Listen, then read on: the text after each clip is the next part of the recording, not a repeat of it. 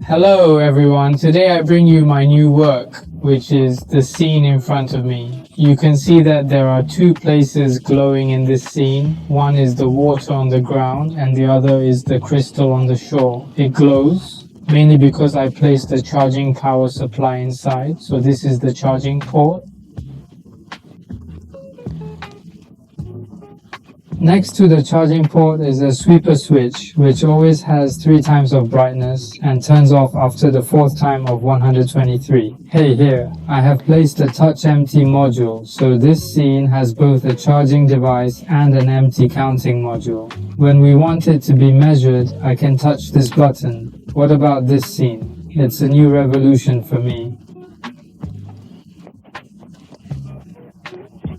Then next to this crystal body, I made some embellishments with dried flowers and some straight models to make the whole scene look richer and beautiful. This scene also has a shortcoming. You can see there are some irregular bubbles in this ground intersection because when I was doing this scene, the weather was hot. So the amount of these land payments led to the occurrence of fried glue. That is, this accident gave this scene, forming a scene in Central America. What about the bottom of this scene? I gave him some irregular treatment and I made it for him.